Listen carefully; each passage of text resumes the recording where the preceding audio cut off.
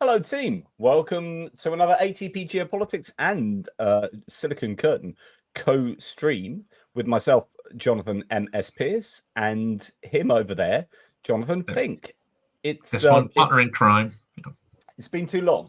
And I've literally just got in the door. My partner is very forgiving. I've just been away for 2 days in Dublin, and it was absolutely wonderful.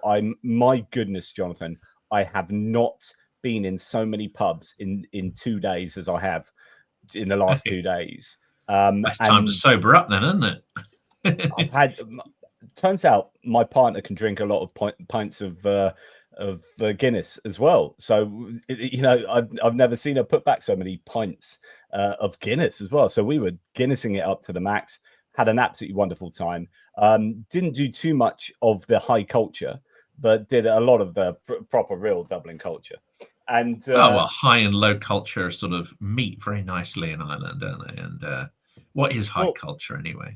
One of the pubs I was in, Toner's pub, actually, my partner got me a t-shirt because it was extraordinary. Right, Toner's pub, it's a really old pub. You go in and it's actually a museum as well. And so I can say, oh yeah, I went to museums. I went to this great museum and drank some Guinness. It's amazing.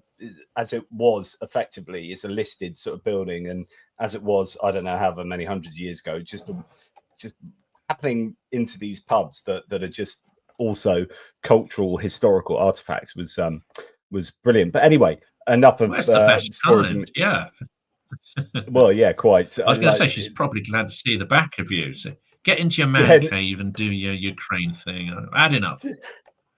But what's been, I suppose, good in a way, I've not been looking at my phone and completely ensconced in the news, but also what's a shame as far as I'm concerned, and my kind of understanding of what I've been doing in reporting the war is that, and I think this has happened with me before, I go away and it's like record-breaking numbers of Shahed drones are thrown into Ukraine on a nightly basis. Yes.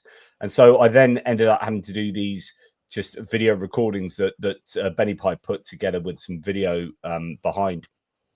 Images behind on a couple of the days, and that was kind of really useful to keep my finger on a pulse a little bit. But it's been an incredible few days, and you probably know a little bit more than me about what's been going on. I'm just looking at what Donald Trump's come out and said again tonight. I say again because he keeps saying like mental stuff, all stuff that we should just ignore. So we'll talk about that. What are your feelings over the last few days in terms of the war, in terms of the Shahed attacks that have been raining down on Ukraine? Well, first of all, I mean, it's purely speculative to say, why Russia has chosen this particular point to do these, which are amongst the heaviest strikes of the entire war. Some of the most brutal, some of the most intense, and the fact that it's not a one-off, that it's sort of 3 nights in a row. This is systematic. None of this stuff happens by accident. What has not surprised me, what has disappointed me is some of the news headlines, including The Guardian. I mean, I'm expected to be disappointed by the BBC, but The Guardian had a particularly awful headline. And it's like, last year it was words such as, don't provoke Russia, etc., etc., which is ridiculous because, of course, Russia's the aggressor. The defender cannot be called provocative. And, we struggled with the kind of templated language which the media reached for, which has an underlying tone of appeasement. The headlines are the same here. Ukraine hit Moscow. Moscow retaliates. Again, you cannot retaliate against a country defending itself if you're the aggressor. It's grotesque language. It's inappropriate language. But more than that, these journalists in The Guardian presume to know the mind of the Kremlin. They presume to know why Putin has done something. Well, that's interesting. Do they have a direct line to him? Of course they don't. It's just made up bullshit. And it's lazy and it's incompetent. And frankly, it's more of the same appeasing, ridiculous nonsense. Now, an attack like the one that's happened over 3 days, it would have taken weeks, if not months, to stockpile the weapons, to produce such an intense attack, to get the teams in place, to choose the targets, if indeed much targeting has gone into it. And in fact, because so many cities were hit, the level of planning would have been enormous. So is this retaliatory to something Ukraine had done just the day before or a few days before? Of course it isn't. It's technically impossible. And yet the sloppy journalism that trots out this sort of templated, cliched rubbish, putting no thought into it, no consultation with experts whatsoever, it's dangerous. It's downright dangerous to say this kind of stuff. It'd be interesting to know. Yeah, I think you get these people who are expert reporters on a certain topic, right? And that's all good and well. But then when you get probably one of the office members of staff just generically reporting on Ukraine, who is not just ensconced in the whole situation, I think there can be some real naivety in the choice of words, as you say, Yes. and it's very frequent among so many of them. I heard it repeated by experts. You know, once this language gets out there and is normalized, I actually heard some so-called experts who follow the war intently, I won't name any names, also kind of repeating that language as well. Again, it is it's dangerous. It's downright dangerous to repeat that sort of stuff. But also, you know, the point I was sort of, you know, also going to make there is that far more likely as candidates for the strikes we're seeing are several things that happened. One was Trump's phone call with Putin, essentially saying he was washing his hands of the war. That gives Putin impunity to rub what he sees as a triumph in the face of the world, in the face of the civilized world. You also have Merz giving very hard, specific threats to Moscow, and they're not following through. Again, this could be a candidate. Putin saying, look at this, you're all words, you haven't done the actions, I've got complete impunity to do what I want. Also, we had a massive prisoner release. And again, you don't even have to be an expert in the field. You just have to go back and look at previous strikes. And there is a pattern of these kind of huge strikes following any kind of perceived concession that is made by Moscow. And of course, a massive prisoner exchange, the largest of the war, is exactly that kind of event. You would expect actually this kind of response from Moscow. That is a much better candidate than any idea of you know, it being in retaliation for something that Ukraine might have done. And also, it was the anniversary of the founding of Kyiv on exactly the same dates. And again, they've struck Kyiv on this anniversary every time through the full-scale war, and because this is the sort of you know, third year that they're doing this, they have to up the scale of it. So there are plenty of candidates for speculation as to why Putin is striking. The trouble is the sort of lazy journalism in this instance doesn't cover any of these, doesn't allude to any of these, and therefore doesn't furnish us with any understanding really of the toxicity of Moscow, nor the messages that they are definitely trying to convey with these strikes. Just to let you know, I don't think you've given a title, a description, or a thumbnail to your video. I haven't. I'm gonna do that while we're talking on. While I witter on. Yeah. So yeah, I don't know whether the timing was particular or not. I've said this before. Russia is navigating a fine line whenever it does anything, because if it goes too hard against Ukraine, then it incurs the wrath in a more united way of allies, particularly the United States. It wants to be harsh enough. I mean, this is me speaking from a point of view as if I was Putin, right? Which is kind of. But what's the evidence? You know, what's the evidence of incurring such a penalty? I mean, the response has been lackluster. Well, time after so time that after time.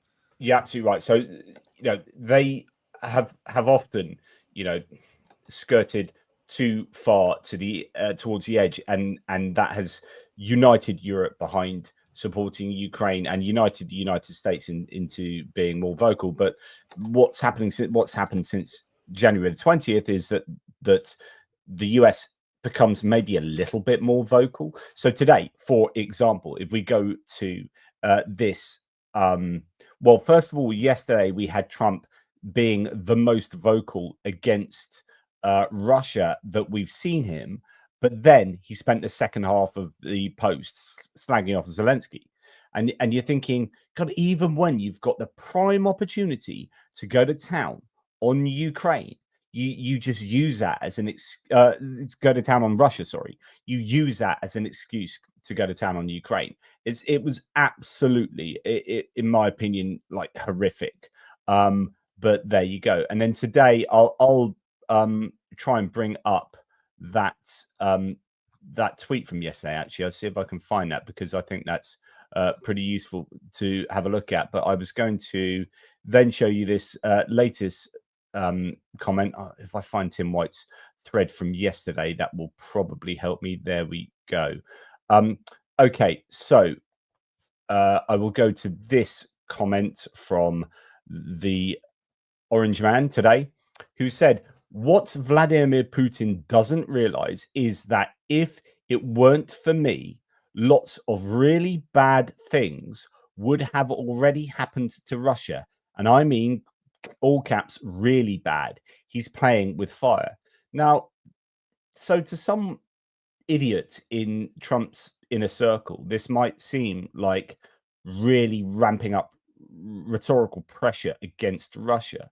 But for many of us, we look at that and go, this is an admission of being compromised. This is Trump or one of his aides admitting that Trump has been stopping pressure on Russia. I mean, that is direct. So it's absolute admission of appeasement, massive appeasement. It's right there in the words. I'd go further, Jonathan. I'd say that the previous quote you showed us reveals something else. He cannot criticize Putin. In this instance, it's relative, even the harshness that Trump has adopted, it's still not directly accusatory. It's still sort of by inference rather than directly criticizing him. And what's more, every time he says something vaguely negative about Putin, he has to say something worse about Zelensky. This isn't just, I think, this isn't just any kind of animus he's got towards Zelensky. This is him signaling, I think, to the Russians, look, guys, you've gone too far. I've got internal political pressures. I have to be seen to be saying something. He is then signaling to the Russians, but don't worry, right? Because I'm going to dump on Zelensky more than you. This is him signaling to his handlers that he hasn't turned against them, but he has to do this. That's my inference. People are going to say that's kind of outrageous speculation, but unfortunately, there's a pattern here. Yeah, so the one from yesterday, I've just finally found it. I've always had a very good relationship with Vladimir Putin of Russia, but something has happened to him. He has gone absolutely all caps crazy. Now, this is the very first time we have heard Donald Trump be explicitly critical of Putin, right? The only other time he was kind of implicitly critical of Putin was when he said, Vladimir, stop, right? As if that's like massive pressure on Russia. Oh, Vladimir, me old mate, you need to stop now. Please stop. Please stop all that killing of the civilians. So that's the only time he was kind of, scare quotes, implicitly critical. Here we've got explicit criticism. He has gone absolutely crazy. He is needlessly killing a lot of people, and I'm not just talking about soldiers. So like I've said before, and many people have commented, that he very rarely criticizes Russia for killing civilians.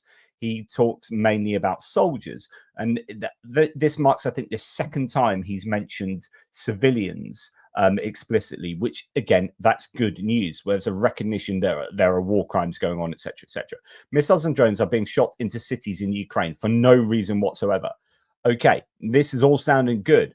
I've always said that he wants all of Ukraine, not just a piece of it, and maybe that's proving to be right. But if he does, it will lead to the downfall of Russia! Exclamation mark. And I'm thinking, yeah, excellent stuff. Thank you, Trump. Now let's go. What are you going to do about it? What are you going to do? What's the next step? Okay, what are you going to do? Likewise, President Zelensky is doing his country no favors by talking the way he does. Everything out of his mouth causes problems. I don't like it, and it better stop. This war would never have started if I were president. This is Zelensky's, Putin's, and Biden's war, not Trump's. I'm only helping to put out the big and ugly fires that have been started through gross incompetence and hatred. Oh, great. So that kind of setting it up, setting up the spike, and the spike is just basically Trump just having another whinge at Zelensky. So that was a real letdown.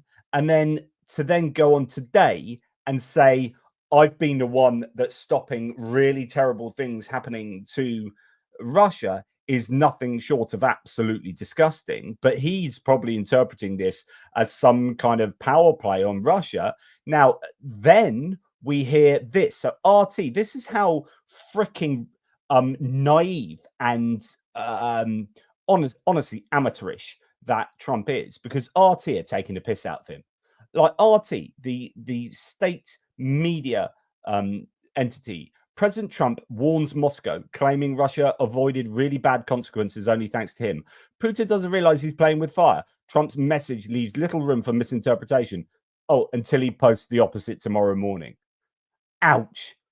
Ouch. But it's absolutely right. Like, if RT are taking the piss out of you for just flip-flopping all over the place, then you are probably flip-flopping all over the place, and you are not a threat to Russia whatsoever. And then Medvedev has come out and said, regarding Trump's words about Putin playing with fire and really bad things happening to Russia, I only know of one really bad thing, World War III. I hope Trump understands this, which is a very clever little hook for Trump, because we know Trump is obsessed with World War III starting. Yes. He doesn't want it on his watch. He don't want to be held responsible for that, which some people could say, well, that is fair enough. But this is a common threatening tactic by not just Medvedev, but also Peskov and all the others in Putin's regime. Can I just answer this? Simon Paul says, didn't Trump send Manpads back in 2019? I've done a whole video on this where I look at the context. We come back to this every time. So I just want to put this to bed yet again. So obviously this thing that gets put to bed keeps getting out of bed and running around naked. Get back into bed. So Trump didn't really send them Manpads. Congress sent the Manpads. Yeah. So Congress had previously been complaining about there not being enough deadly aid going under Obama to Ukraine. They had ramped it up a little bit, and there were other things that were going. But what Congress, under particularly Senator John McCain, who was a Republican, who was a very, very keen supporter of Ukraine. In fact, he went out there controversially. But he was the one that got that put through Congress. All Trump did was sign it off. And as soon as he signed it off, he stopped it from going and tried to blackmail Zelensky by not giving him the deadly aid and saying, I need dirt on Biden in order for you to get this. And that's what led to Trump's impeachment, which is partly, I think, or largely why Trump hates Zelensky, because Zelensky did not give him the dirt. He didn't fall for the blackmail and actually, ruled with integrity. Trump hates him for it. And that is still bubbling on now. That is underwriting Trump's position on Zelensky. Trump should not ever be seen as in any way politically or morally responsible for those Manpads going out, those javelins going out to Ukraine. That was just a matter of him signing off what Congress had already passed. So that was Congress doing it, and he tried to stop it. So in fact, you could say that he did his level best to make it so that they didn't get those javelins. This is it, and people who post this, unfortunately, are either borderline in the Trump cult or are disingenuous trolls, I'm afraid to say. No, I wouldn't. So not necessarily, and it might not be with Simon here. So no, it might not be, but also just don't know the details. No, that's it. But there's plenty of evidence since, and again, no offense to Simon here, but Trump was the one behind the blockage of aid to Ukraine in 2023. Yeah, 7 months. He worked through Johnson, 7 months, 7 or 8 months, 6 months of physical block, but of course it took months for weapons to come through. In that period, thousands of Ukrainian lives were lost that would not have been lost otherwise. Gains were not made by Ukraine. which could have been made, and that period allowed Russia to really entrench and dig in with defenses that were nearly, became impregnable. That really, in large part, led to the attritional warfare that we see today, plus the loss of some of Ukraine's best and most experienced fighters. That is to be laid at Trump's door. He already is dripping in Ukrainian blood. So to bring the Manpads thing up and to ignore the subsequent behavior is to almost exonerate him for indirect mass murder, frankly. Yeah. Yeah, and thanks, Simon. Yeah, I certainly wasn't having a go at you, but this is, and thank you for saying thanks. Didn't know the details, but this is how important, I suppose, the job of people like us are, but hopefully mainstream media, and actually mainstream media have reports on the kind of fact checking of that. But it also shows how easy it is for ideas to get out there. And you can understand these claims being proliferated because Trump still gets up on stage, literally on stage, and talks about how he was the one that sent the javelins, because of course he can technically take responsibility for that, for signing it off as president.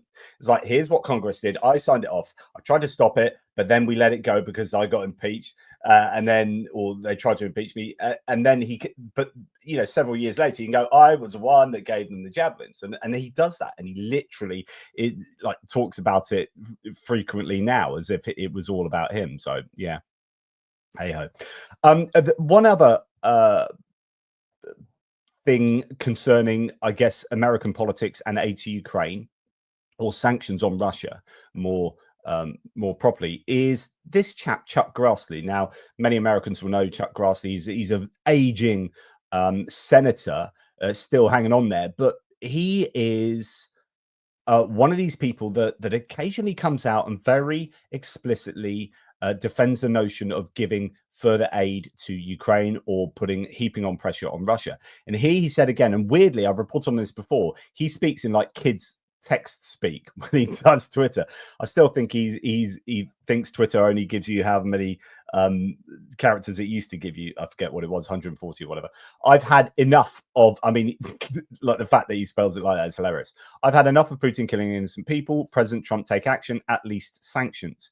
Now, Chuck Grassley to be saying that, and we know that there's 82 senators now in a bipartisan bill that could be passed for like 500% tariffs on Russia and all these kind of moves to add, heap sanction pressure on Russia from Lindsey Graham and others. The senators are serious. They know their foreign policy. Generally speaking, they rule for like 6 years at a time. These guys are much more likely to be serious about American foreign policy. And so they will be largely behind support for Ukraine because they really know what's what. And they aren't so much a part of this kind of MAGA gravy train that is doing its level best to help Russia at every conceivable opportunity. Anton Gerashenko here said, thank you for supporting Ukraine, Senator. We can clearly see that Putin responds to diplomacy with increasing strikes on Ukrainian civilians and shows no inclination towards peace. It is necessary to maximize the combined efforts of all and forcing Russia to peace through strength. Yeah, and Lindsey Graham knows that. The senators know that, and we just need them to force that through Congress and send a signal, not so much to Russia, but to Trump. The question is, will they do anything? I mean, I've seen these strong statements from Lindsey Graham, but it also sort of seems that ultimately, they're going to want to try and get Trump's buy-in to push this stuff through. Yeah. I find it difficult to believe they're going to try and push it through in spite of him. So at this point, I've been rebuked a little bit today by being overly negative in one of the, chats that we're involved in, especially by, Republicans who are pro-Ukraine who are, really lobbying for this change of behavior. And I simply pointed out, look, I'm not being negative. I'm simply going to wait for the action. I'm not going to get excited about words because let's face it, we've had strong words from Merz and Macron recently, and not just strong words. We've had specific deadlines and threats against Moscow, which the deadlines just seem to slip by and then not get mentioned. I mean, it's extraordinary weakness. It's actually mysterious. And even the announcement today by Merz that the let's say all restrictions are going to be lifted in terms of what distances the weapons can be used, the longer range weapons. Well, if you dig into that story, Merz himself has confirmed that one, actually, these restrictions are only nominal because in practice, privately, those restrictions have already been lifted. So this is a piece of PR, pure and simple. Because well, he had to do a clarification later today to say that this is something that had already been announced ages ago. And, exactly. It had been announced. And even if it's not specifically announced, that those sort of permissions have been given privately. Also, one has to wonder, one, how many of these weapons are still in the hands of Ukrainians? So how decisive is it? This would be classic. This would be very much like Schultz, wouldn't it? Announce something that has no material impact on the position of Ukraine. And this may well be the case. We also know from conversations with Ukrainians that HIMARS and other pieces of equipment are far less effective now than they were when they were delivered, when these restrictions are in place, because Russian hacking electronic warfare has got more sophisticated.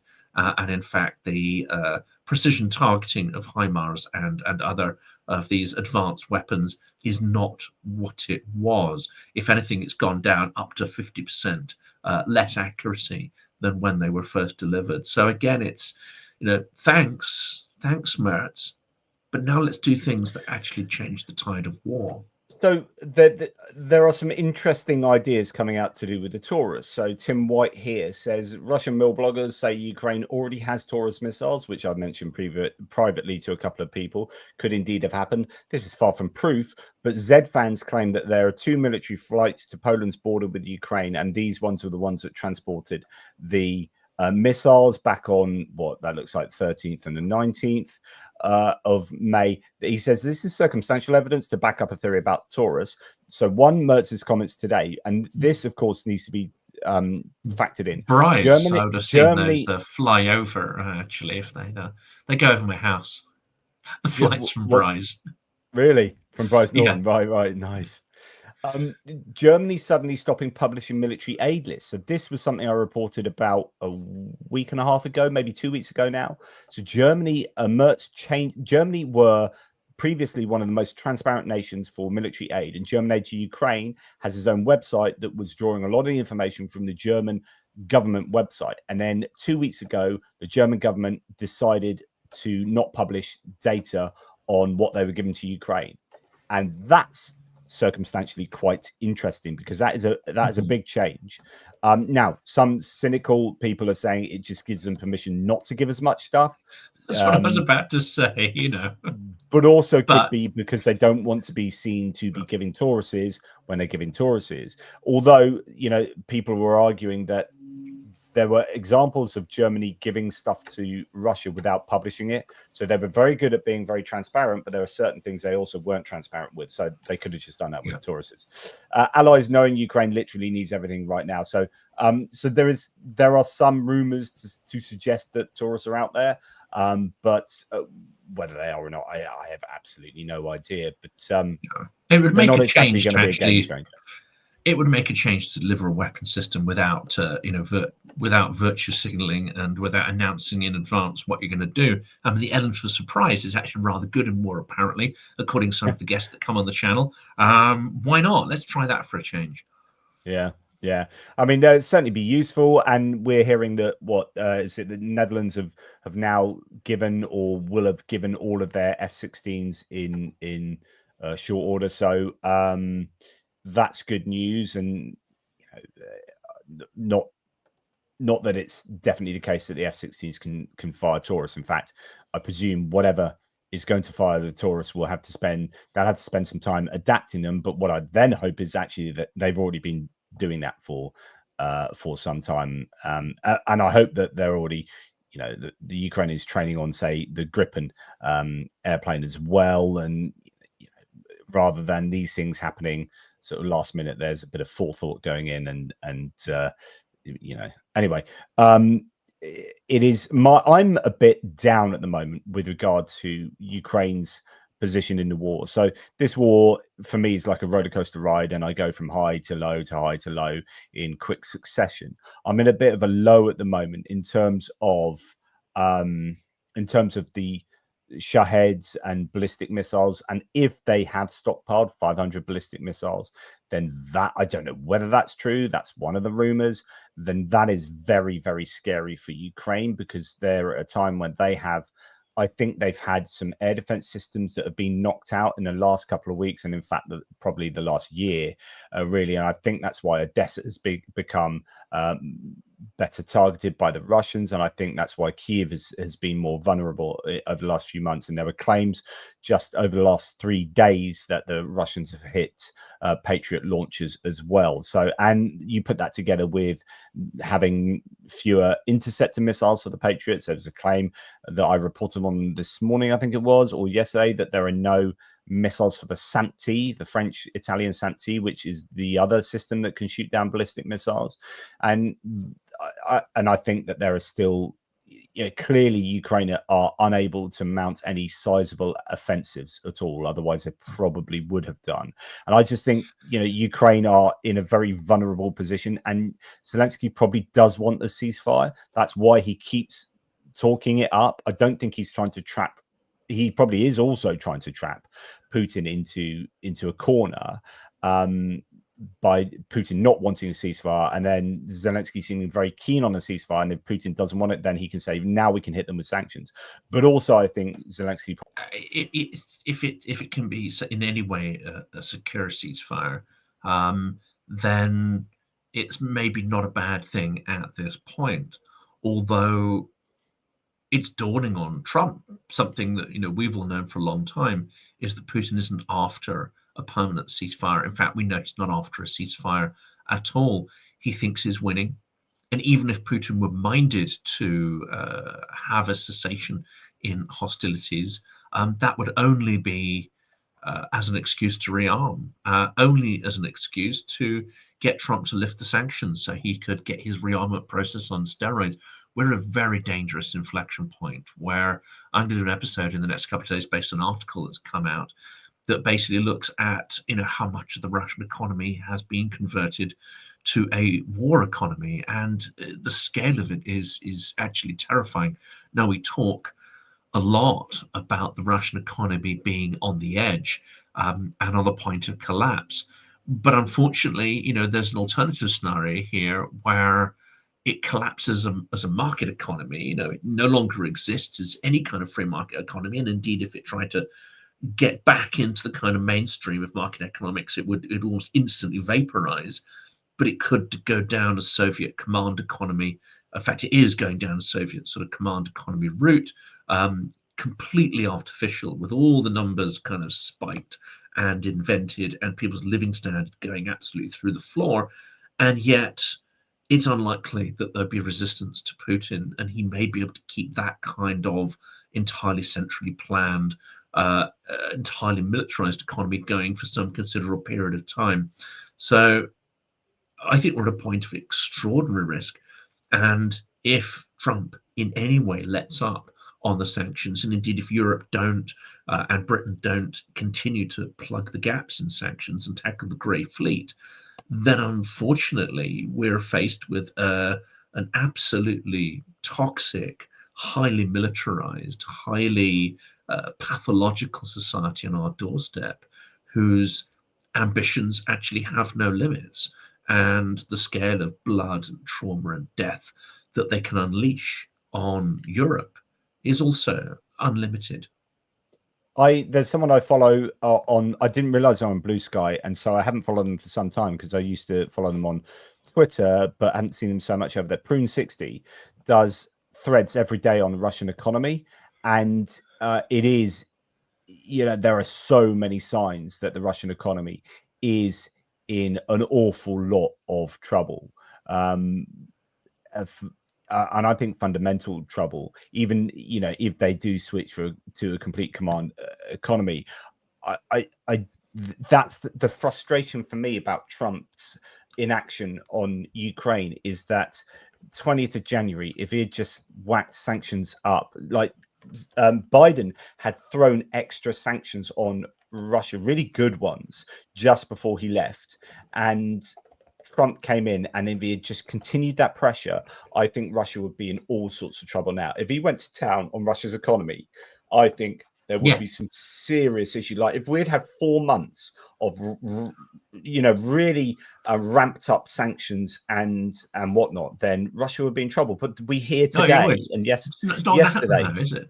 It's not going to happen. I mean, if they took, and gave and used the 300 billion or whatever's left of that to help arm Ukraine and build up its defensive industries and purchase US weapons, including restocking the air defense systems, if they started to seriously tackle the Grey Fleet, if they seriously put secondary sanctions on economies still buying and dealing with Russia, if they stop buying Russian LNG, if there are still Russian banks that are operating on the SWIFT network 3 years in to a genocidal war, I mean, what more has to happen? And the US is refusing. Seriously, the US is refusing the G7 to put down the oil price cap.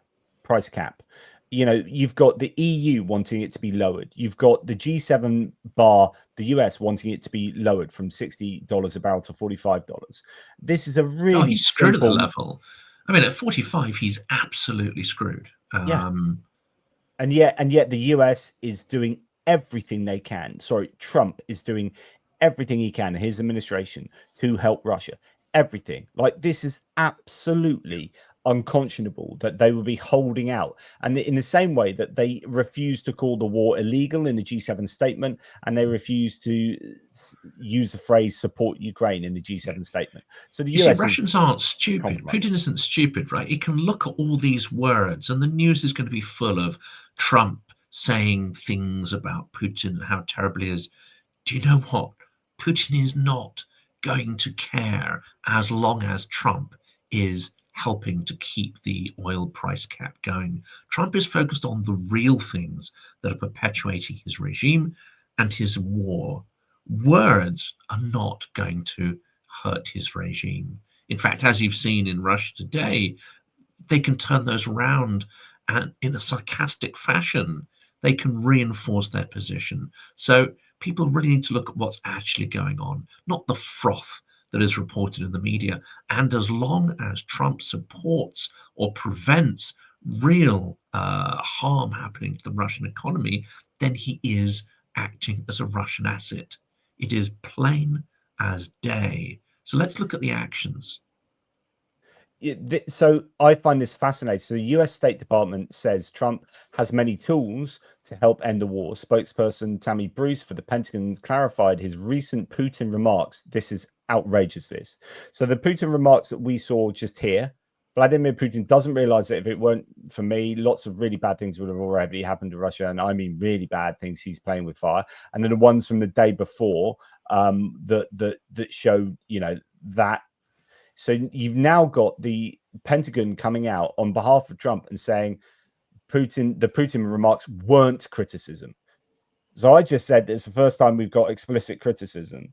And now Trump's spokesperson effectively is trying to say, no, it's not criticism. It's just a serious message from someone who's long fought for peace. Quote, Russia should take this seriously. Americans certainly do. It's just trying to walk back any kind of overt pressure on Russia. It blows my mind. I just want to bring up this comment here from Gen Consensus, who says, and I see this quite a lot. There are pro-Russian EU nations, and other nations remain neutral and continue doing business with Russia. US hardly does any trade with Russia. So it's not the trade that the US does with Russia that's so freaking important. It's the sanctions on the ability to do trade. So it's the sanctions on the financial sectors, and it's secondary sanctions that the US is the best in the world at being able to affect. So the secondary sanctions on India and China that were having an effect around January and into February, and you started seeing Russian tankers not being allowed into Chinese and Indian ports. That was because the Biden sanctions were starting to hit, and the Treasury Department was enforcing those sanctions. We then hear today and yesterday that the US has stopped working with the EU to enforce sanctions. So the US is now stepping back and allowing Russia to break the sanctions. so the sanctions are functionally pointless. So it's not that yes, the US does very little direct trade with Russia, but the US in its control over global trade networks and payment systems and this and that. I know there's SWIFT in it, aside, but it's the banking, it's the banking sanctions and secondary sanctions that the US, I think this is why we need the US, and it's why MERS is. You talked earlier about the senators being beholden to Trump. Well, and MERS is very much like that, because the Americans are that important, and we're struggling to get away from this idea. The Europeans could stand on their own, but they'd be far less effective, and it would hurt the Europeans actually more than if the Europeans worked with America.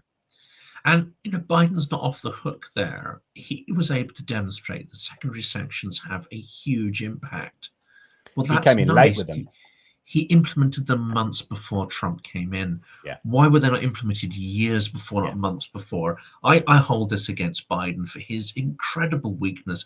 And then to do these things at the last minute, knowing full well that they would be reversed when Trump came in. It is disingenuous in the extreme. I don't think, no, I don't read it like that. Towards Trump.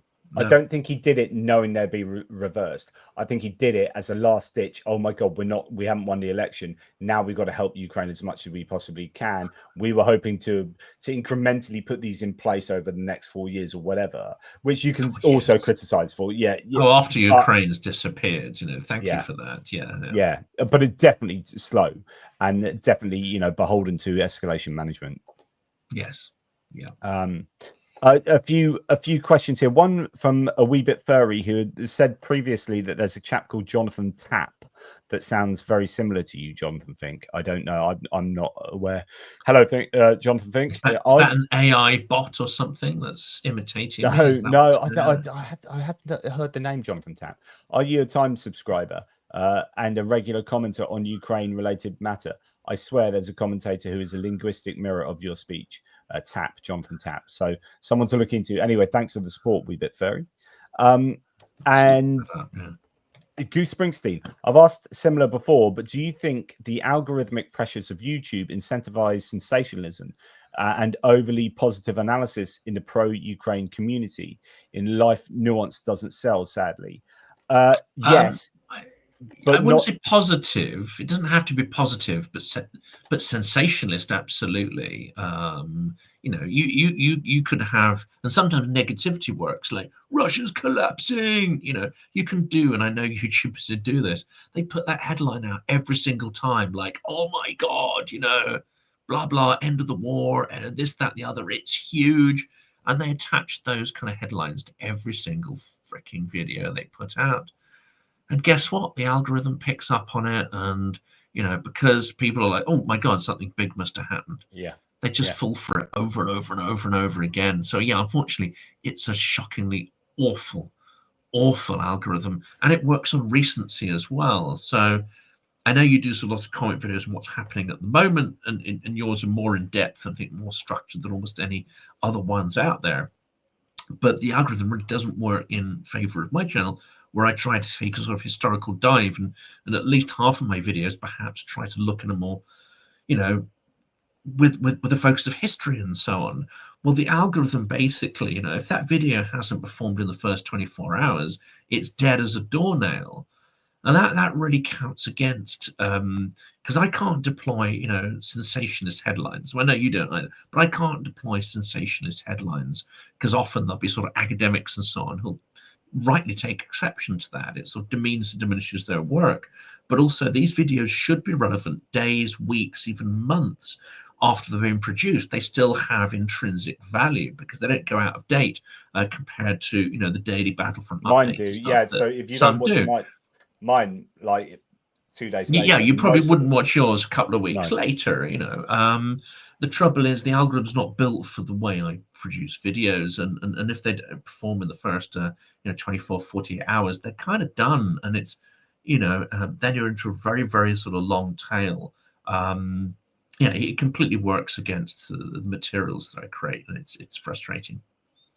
Yeah, algorithm is pro clickbait. I've said many times to my audience that I will not do clickbait titles. I'm not a fan of that at all. So yeah, but basically my position, going back to sort of talk about sanctions, and thanks Goose, by the way, sanctions, is that the US absolutely needs to step up, the EU needs to step up, but we really should do it together. One of the reasons I've said that we should do it together, so lots of people are like, oh, the EU should go it alone. Problem is, if the EU goes it alone with sanctions and the US explicitly doesn't go along with EU sanctions or European sanctions, it then disadvantages Europe and advantages the US. So say you're sanctioning widgets and Europe says, right, we're going to put massive sanctions on widgets and we want the US to come along with us, and the US says, no, we're not going to sanction Russian widgets. Then it means that all Russian widgets can be sold through the US, and therefore the US benefits from that, and also they end up being able to get cheaper widgets, because now the EU and Europe has to source widgets more expensively from places other than Russia. And so European consumers spend more, American consumers spend less on these things, and they do the massive business with Russia and so on and so forth. And so actually, you know, there are other reasons why we need to work together with the US. We just can't go it alone very easily when you're talking about global trade, because you've already got China and India like bypassing that, which is why there's so much importance in secondary sanctions, which is that if you're a bank that's trading in these, then we'll hit you with those secondary sanctions. So anyway, just yeah, tuppence onto that. I don't know if you can share. I'm gonna send you a little link here if I can. But there's a lot of memes actually going on based on what Trump came out with, and the idea that he's explicitly admitted that he's been protecting Putin. Extraordinary. Let me know where you're going to send that, and I'll have a look at them. I'll just show the peeps this. This is good news. Russia has been banned from the 2026 Olympics. So that's good. The International Olympic Committee has officially announced that Russian sports teams, including the national hockey team, will not be able to take part in the 2026 Winter Olympics in Italy. Decision is so that's Winter Olympics, part of the current sanctions measures introduced after the start of the full-scale invasion. So that is good news there. I'm thinking about boycotting. The Americans have got the World Cup, haven't they? And Trump's annoying me so much at the moment that they've got the World Cup, and have they not got they've got the Summer Olympics? No, what they got? Well, he's just been boasting about that. I should have been following that, but I don't know. But he's been boasting about having those two events and claiming that God has. Yes, that was it. Yeah. Oh.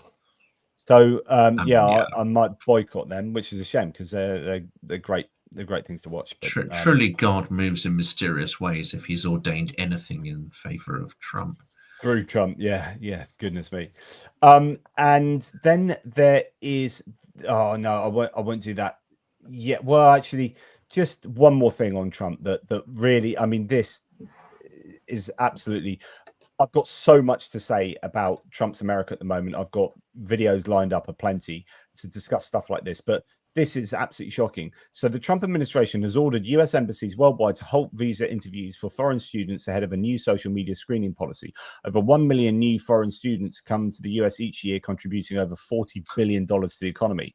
This is another move that will only leave America weaker and more isolated. So basically, the social media screening policy, you cannot go to, you've already had people getting taken away at airports because they've had their social media stuff looked at. If you're not allowing foreign students to enroll in universities in America because they might have said something critical on social media, you are then living in a police state. I mean, like, if you don't think, like, I love the fact that so many people that were hitherto massive freedom of speech advocates. Oh, freedom of speech. I love freedom of speech. And as soon as Trump does stuff that are so overtly anti-freedom of speech, it's like, yeah. Oh, horrible.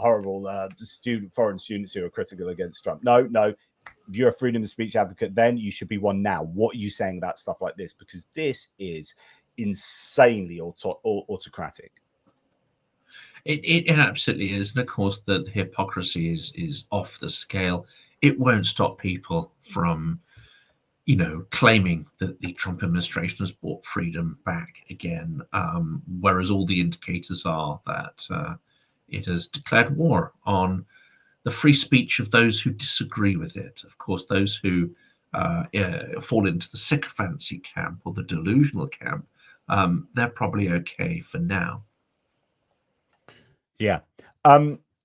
Just want to make a reference back to the earlier conversation about is Goose Springsteen's question about how the algorithm favors sensationalists and sometimes positive reporting on Ukraine from people in the Ukraine war reporting community. That does happen the other way, as Fugu Narinda says. We also have to survive through a barrage of headlines on top newspapers, analytical agencies like JPMC. What's JPMC? OMG, Ukraine is so dead and hopeless. Please bury it now. That's happened an awful lot, and it was really frustrating. Things like New York Times, Washington Post went through a period of really, hammering out all these headlines that it was all over for Ukraine, and that really didn't help matters at all. So yeah, it has worked both ways. But yes. Any other things that have been floating your boat recently, Jonathan? So there are, of course, rumors of a Russian summer-spring offensive. Now, last year it was said they had 100,000 bodies to throw into the grinder. This year it's supposedly 50,000. So that's kind of interesting. I mean, it could be because they think that Kursk is no longer under such threat, and they potentially have Korean soldiers protecting Kursk. So maybe 50,000 will have more of an impact. It may also be an indicator that Russia is struggling to rustle up more bodies for the fight and the equipment to support them. That's certainly the speculation around it, but it is pure speculation at this point. Well, the Washington Post today has reported that Russia is planning a major offensive with a main strike focus on Donetsk region. So we've heard, you were talking about the northern area where there's been claims that they're, and already you could say it's happening in Sumy as they are attacking down through northern Sumy. There are claims, and these come from Ukrainian commanders as well, that they're going to attack up in Zaporizhia.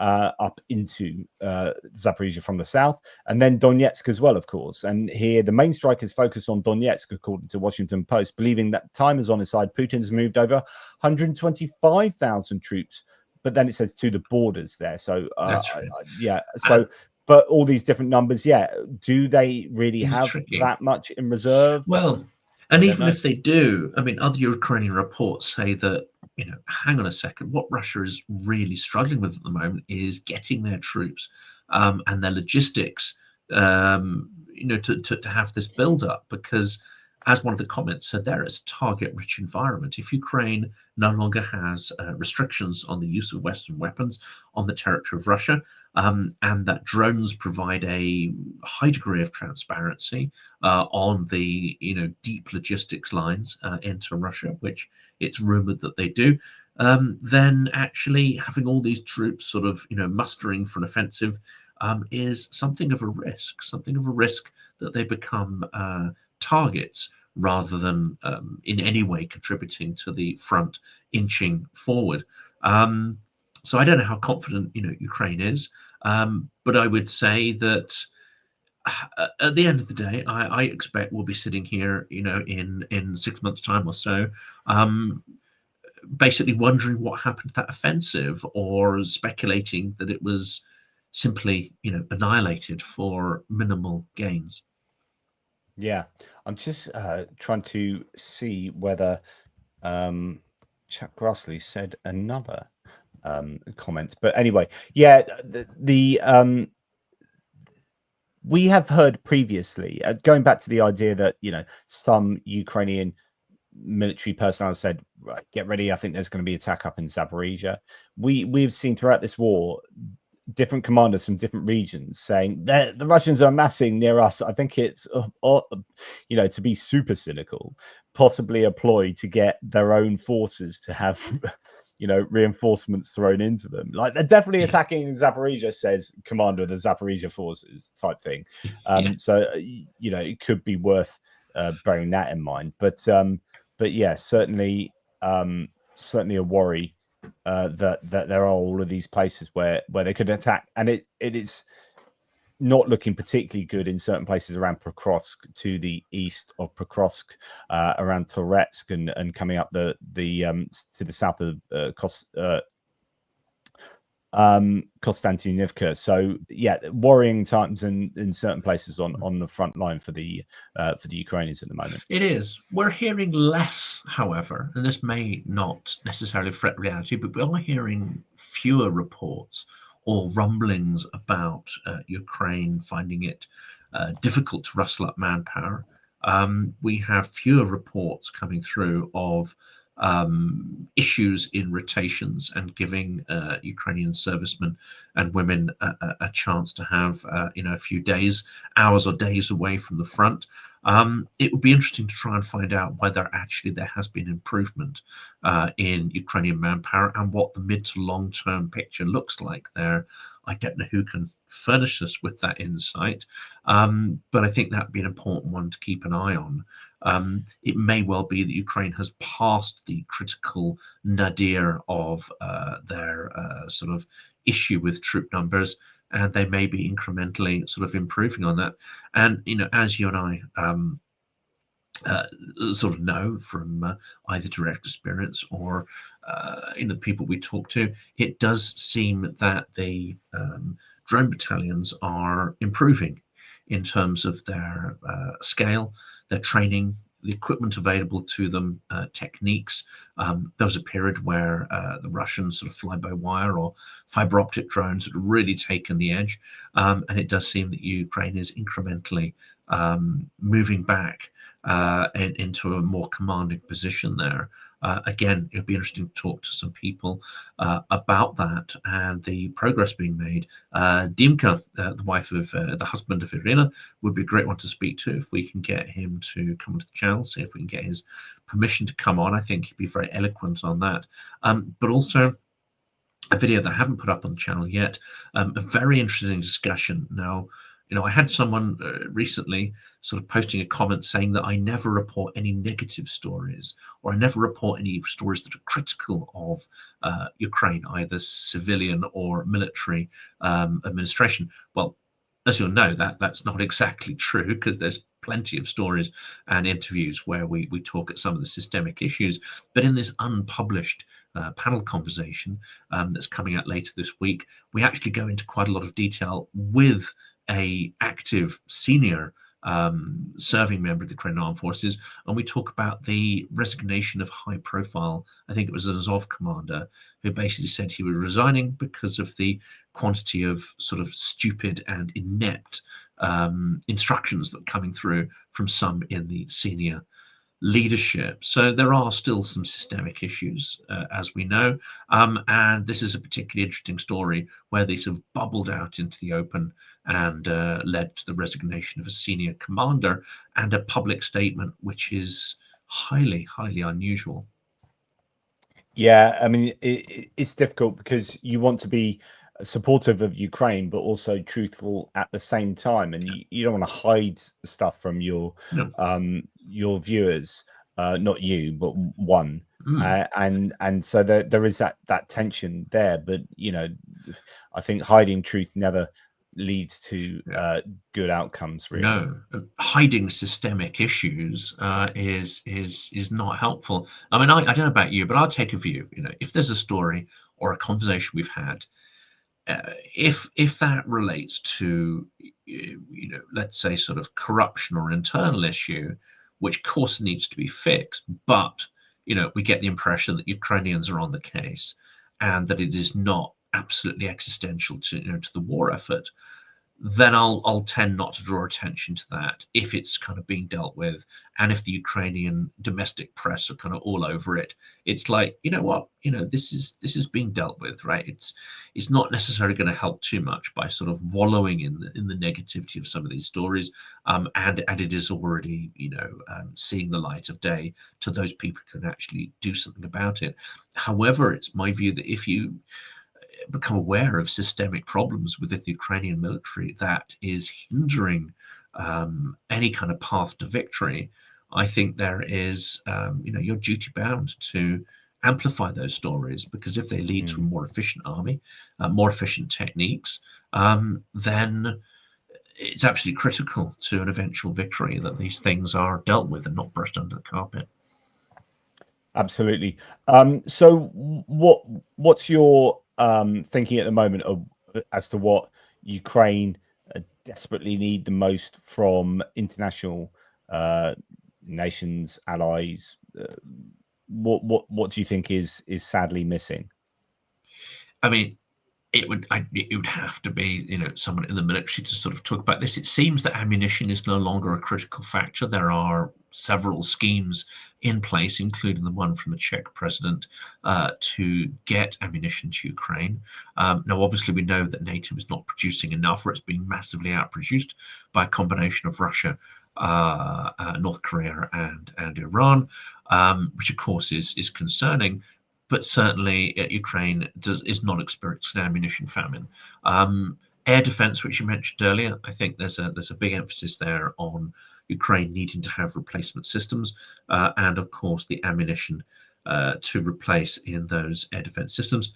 Given the sheer scale and intensity of Russian attacks over the last couple of days, we have no idea, how many more of these attacks Russia can sustain, and what kind of supplies it's got.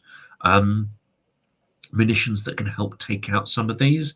Certainly, we've seen some correlating data earlier in the year and last year, where Ukraine was able to hit ammunition dumps, and then there was a significant scaling back of the attacks that Ukraine was experiencing, not because the intent wasn't there, but simply that Russia's logistics had been disrupted to be able to implement those attacks. So I think whatever can be supplied to Ukraine, which will help it to disrupt and attrit Russian logistics, ammo dumps, and all these kind of things, that has to be absolutely critical. I also think that we should not necessarily react when Ukraine uses its intelligence services to take out senior serving members of the Russian military.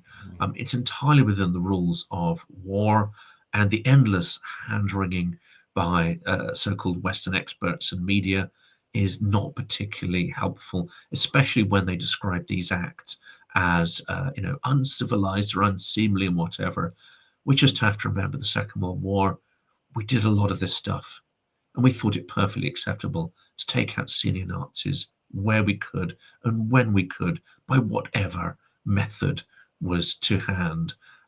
There's a grotesque level of ignorance and hypocrisy in relation to Ukraine, who we expect to behave in a way that we did not behave and conduct ourselves in the Second World War. We knew that fight was existential to our survival, and we did what needed to be done. I think it's grotesque that Ukraine is constantly called out for doing what it needs to do, especially when that's perfectly lawful. Yeah, I mean, it's interesting that Zelensky the other night came out and said, look, we need to ramp up, expedite, and in fact, I think he's given extra money to produce more interceptors for Shaheds. So they're working on their own ability to do that. There's going to be reporting on military aid. There's a new kind of, I think, an autonomous machine gun turret that the Ukrainians have developed for that purpose, but also their own ballistic missiles. He wants to do that. This has been long on the cards and it hasn't really materialized yet. But the Ukrainians, we've heard about the long Neptune missile and a couple of these missile drones. They definitely need to have long range missile strike capability that can go deep into Russia without depending on other nations. And it's interesting. I'd be interested to know what you think about this. But the the Ukrainians are doing a really good job of smacking the crap out of Russian oil refineries and depots up until they stopped. It suddenly seemed to stop at a time when they were doing some pretty crazy damage. Do you think there's been pressure being put on Ukraine from allied nations? Of course, and specifically the US. I think this very much coincided with the fake peace process, that this sort of pantomime of peace that we've seen unfold over the last couple of weeks. I think Ukraine and Zelensky, excuse me, Ukraine and Zelensky have known that this will likely lead to nothing, but given Trump's capriciousness, his clear behavior in sort of lashing out when he doesn't get what he wants, I think they felt it was prudent to ease up on these while that process was still, playing out, while the theatre of that process was still going on. I would hope that now that process is clearly dead and buried, that Trump has nominally washed his hands of such a peace process, and that Putin has demonstrably, slapped the Western world in the face and shown that he's not interested. I would hope that these strikes would resume. I think they were not suspended because Ukraine doesn't have the capability or has run out of targets. It was simply in deference to Trump's process, and not to be accused of being, the aggressor in this, which of course is absurd, but that won't stop those accusations being leveled at Ukraine. No, now they really should strike these things wholesale. Whether we've seen a lot of reporting on these strikes on Kyiv. I've seen rather less information about the impact of the drones heading the other way from Ukraine into Russia, and I wonder what's been hit there. I kind of wonder what the effect was, and also we have to wonder how many of those drones were taken out by Russian air defense. This is the scant information on that. This is something I concern myself with every single day. And in fact, 2 nights ago,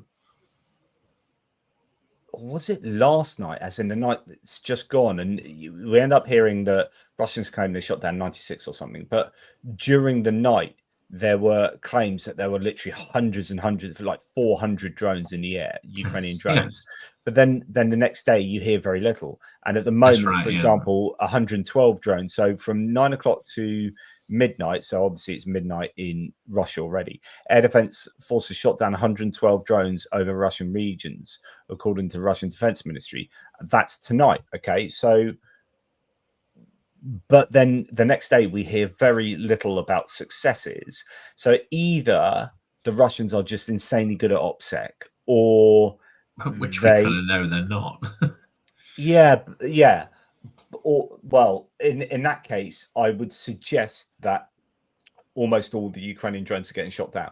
So, if I want to be totally positive about Ukraine, then to be as optimistic as possible, the Russians have good OPSEC, and they don't allow people, they punish people for releasing imagery, and these things also could be being hit in the middle of nowhere. So 4 o'clock in the morning, someone getting hit, having a big explosion out in the middle of nowhere is not going to garner too much social media attention.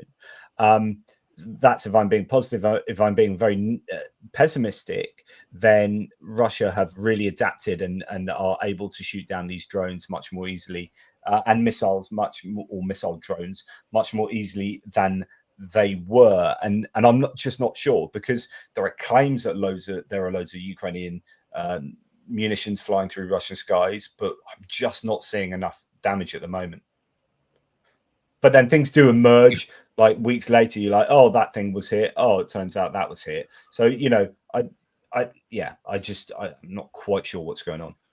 It's difficult to know, isn't it? I mean, certainly the pressure may be ramped up on people not to share this information, but it has a way of leaking out, so it may well be something else. Yes.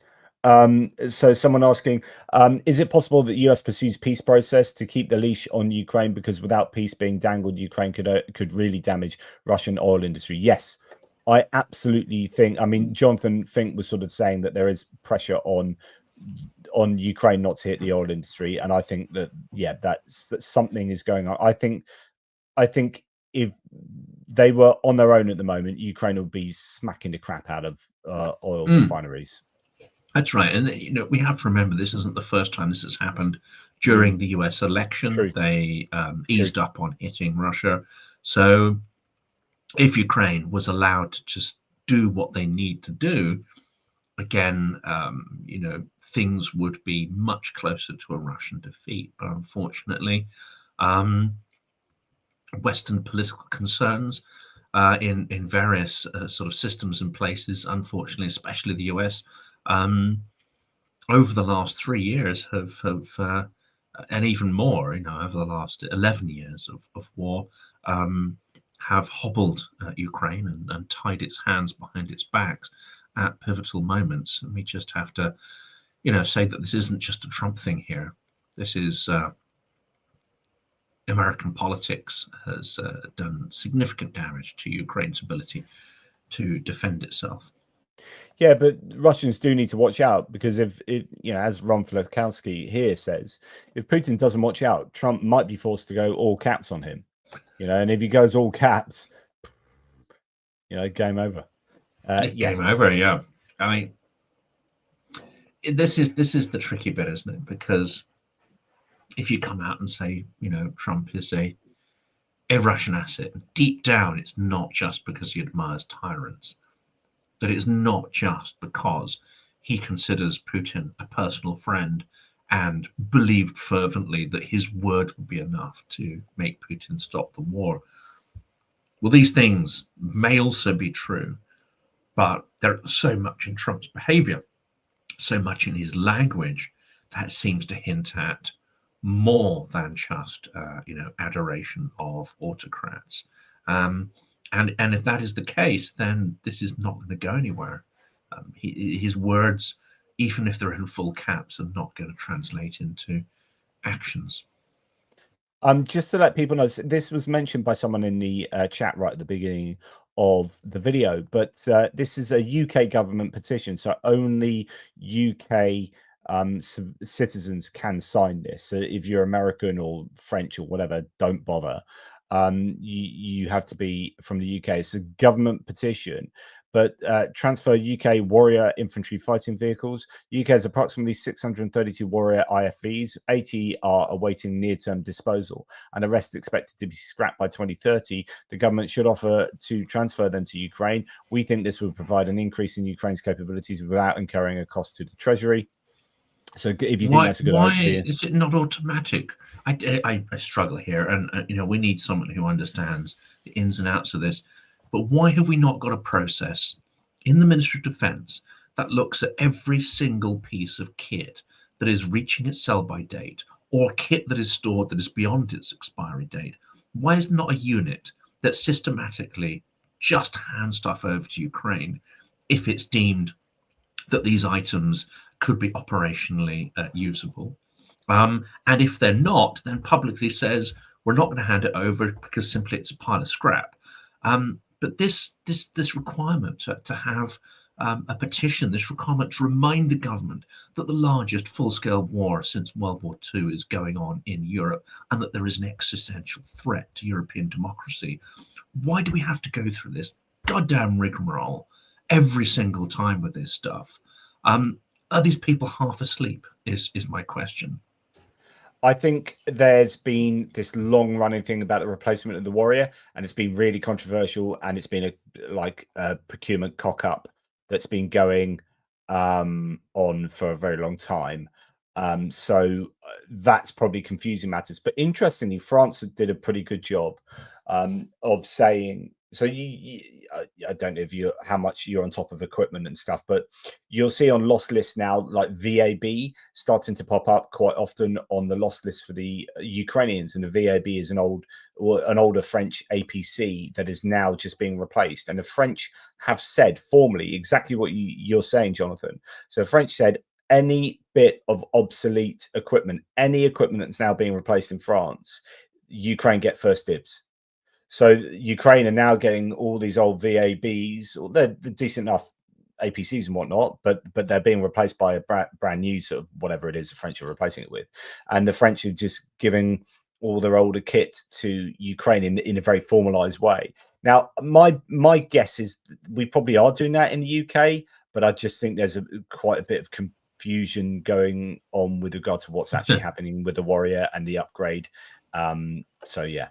It's nice to guess, but can someone who actually know, come on and say definitively where there is or there isn't? Because, I'm cynical. I would tend towards the idea that actually there may not be such an automatic process. And in the third year of full-scale war, it would be pretty damning if there wasn't such a process in place. Yes. Yeah, it is a shame. I just, I don't think we have an awful lot of kit. I mean, we had, so to defend the British Army, we have given every single one of our AS90s, the self-propelled howitzers that we use. Every single one is now gone. So we're phasing that out, and we're replacing it with the RCH 150, a Boxer chassis vehicle that we're co-producing with Germany, and we have now given like all of our self-propelled howitzers to Ukraine, and actually that was quite a significant number of them, and they're pretty decent, as in they're not like all singing all dancing like the Archer or the Caesar, but they're quite standard, fairly, I think, reliable pieces of kit that the Ukrainians have really appreciated. So we have done that to a degree, but yeah, I mean, our problem is we just don't have much stuff. But there you go.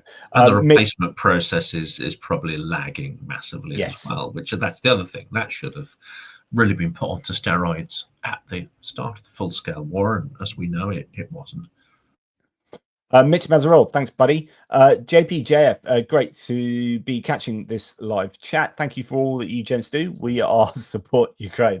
Oh, I'm going to have to dig that. Right, so he's referencing something that I love. There was this tweet that went out, and it's clearly a bot, right? Clearly some kind of, or troll, actually, that hadn't quite got English right. It's something like, I am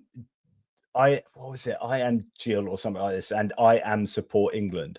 And it's like, no, you are definitely a troll. I can't remember what the context was, so I started this thing off like, I am support Ukraine, which just as though we are support Ukraine is just a reference to that. Anyway, talking about bots, actually, and this is bots, the trolls being human beings, bots being this. I mean, incredible bit of footage here to show you just quite how insane these bot farms are. So this is a whole kind of server room type thing full of, by the looks of it, those are all mobile phones, each one of them plugged into, I guess there are different ways of doing this. You can plug them into an individual person who like types a message and it goes out to all of them, or what's worse now is that you can have all of these accounts being run by AI, so they can produce effectively original content that just gets sent out to those thousands and thousands of profiles that are sitting on each of those mobile phones. So they've each got like SIM cards in that then are attached to a particular profile, and those profiles can then just pump out whatever the bot farm manager wants them to, and that's what we're fighting against. And I did a video the other day that was looking at the influence of bots and trolls on the Romanian election, the Portuguese election, the Polish election, and then looking elsewhere. And it's absolutely incredible how many accounts are not real people.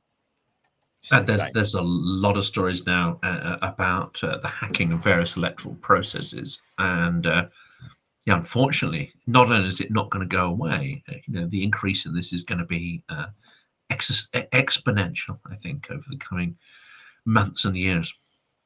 Yeah, it's really worrying. I was can't remember, Cyabra. That's it, Cyabra, not Cybara.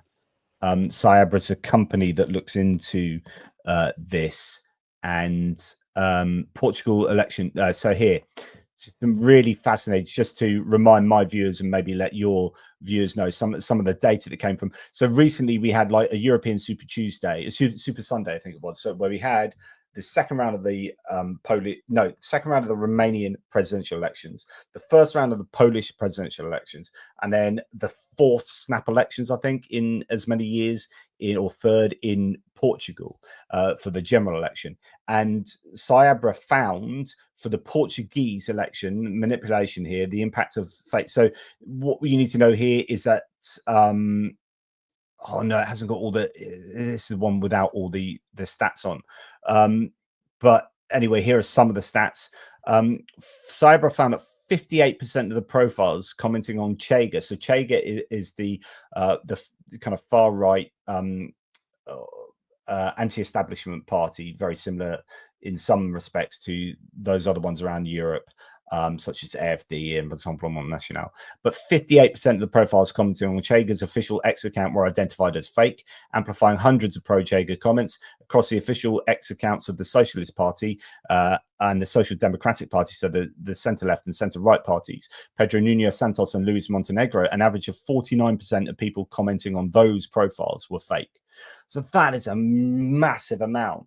And then what you do is you get people that comment, real people that comment on these accounts, like Alex Jones, right? For example. So Alex Jones is a real human being, but he's a crackpot conspiracy theorist, guy that owns InfoWars. And he will then amplify something to like millions of followers, but then he has a huge number of bots and trolls that are operating on his profile. So you get these different levels of fakeness. So you get the fake people on the original comments from whatever accounts you're looking at, and then you get some real people amplifying some dodgy thing to do with those real accounts, but that then gets spread by fake people. And yeah, or the real person spreads the fake tweet from blah blah blah, and so on it goes.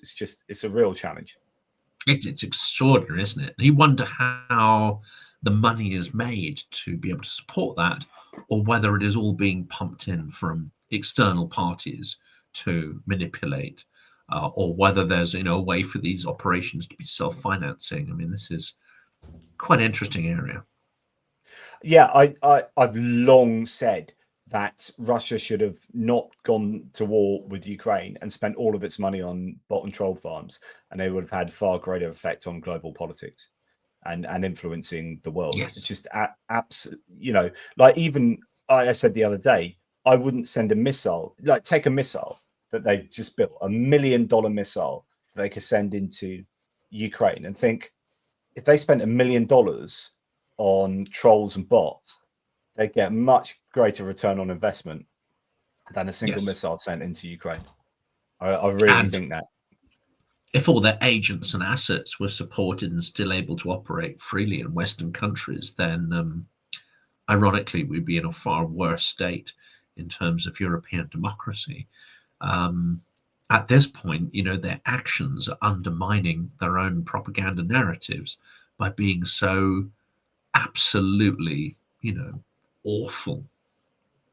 Yeah, I when I said InfoWars is owned by Alex Jones, I knew that it had been taken off him in a court case, and interestingly, The Onion took it on, but I think that was challenged, and I'm not sure if they definitely do, or they might do, but I know that there were loads of people that are trying to challenge that in the MAGA sphere, but so a bankruptcy auction.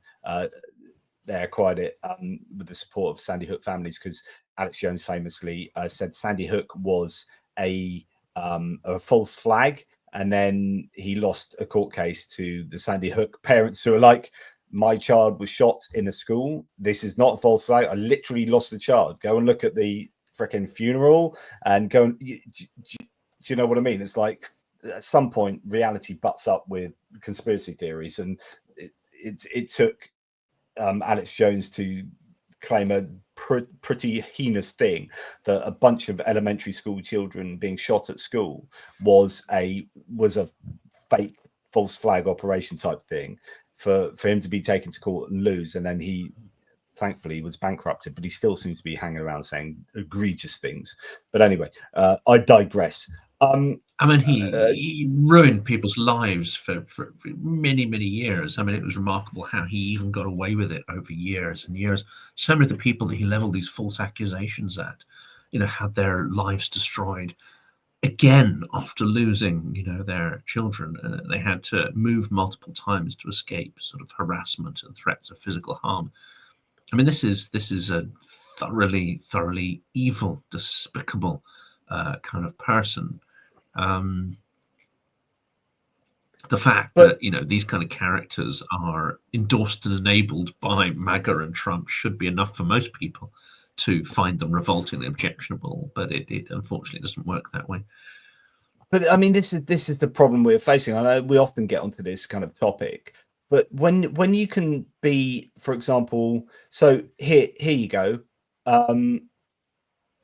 So when you can be either Trump himself or his state-run TV company, Fox News, and just outright lie to your audience, then you are just, we're living at a stage in world history where truth has been completely devalued, and we've normalized outright lying, not just like tactical little kind of like, oh, I've bastardized the truth a little bit, just obvious open nonsense lies. Like Trump comes on and says, inflation's gone down 90%, and I've got the greatest polls that I've ever had, and stuff that's just so obviously utterly wrong that it's just like unfeasible. Here, Fox News host blatantly lied, saying Trump has re-enlisted 8,000 troops that were denied their service for refusing the COVID vaccine, and the actual number's 23.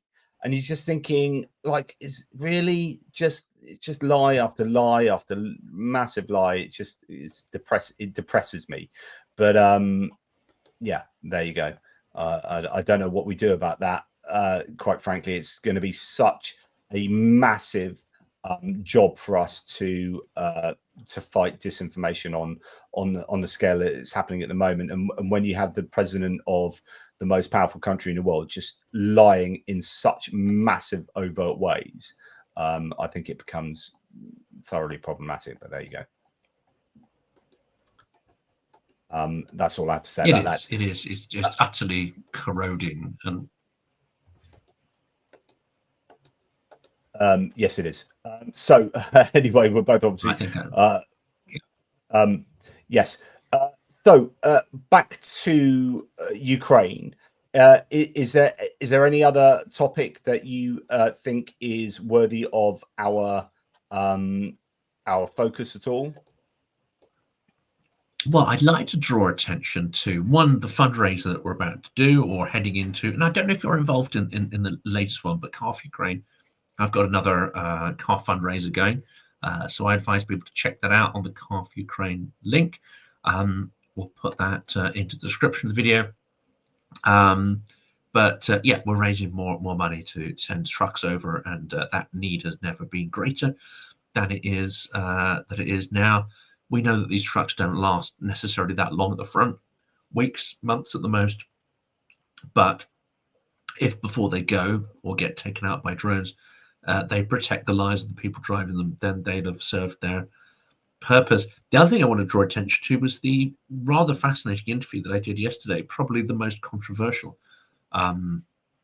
conversation so far. Before you go on to talk about that, can I just say that Ivan from Car for Ukraine, actually, there are trucks that last a very long time. So he's like, there's a truck there that we gave one of our first trucks 3 years later, still going.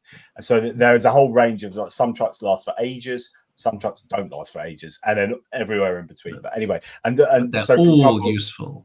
Every single one of them is useful. Absolutely. But yeah, carry on about your video. So this is an interesting one. I know you haven't had the chance to watch it yet. It'd be interesting to talk about it when you do. But this is difficult because the person who I interviewed, and at times he felt like he was turning the tables on me. He's a very sharp, very smart character. I wouldn't describe him as a Russian oppositionist. He's certainly a sort of contrarian, but he's more of a sort of analyst / talking head. But it's certainly controversial because at one time he was the speechwriter for Putin. In 2012, he endorsed Putin for president. In 2014, he condemned the invasion of Crimea.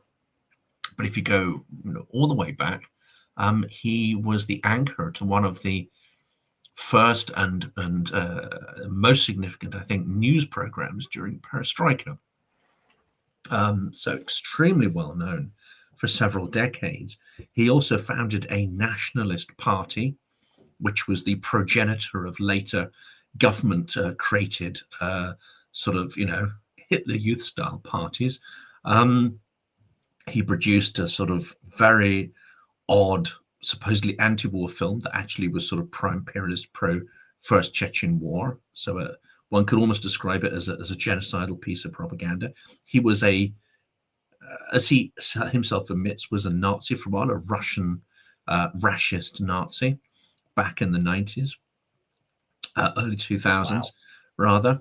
And yet he's one of the most vocal critics of Putin. So this is a very controversial character, and many people who watch the channel have reached out and said, you do know who he is, right? You do know that this is going to be quite controversial, and absolutely. And in fact, before doing it, this is rather unusual because normally I just sort of run with whatever interviews that I want, and I do my own background research on the people. And usually that sort of pans out quite well. In this instance, I reached out to so many people, Ukrainians especially, to say, look, have you heard of this guy? And do you think we should, that I should do this interview? And it came back 50-50, quite literally. 50% of the people saying, don't touch this, don't go near it. And 50 saying, this is risky, but if it's handled in the right way. And I think I might do an entire episode of my sort of news bites, just kind of looking at this character and what he's done and what he's saying now, because now he's sanctioned by the regime, him and his wife. They're in the unique position as being classed as an organization, a terrorist organization. That's him and his wife. All their property has been confiscated. He's been granted Ukrainian citizenship.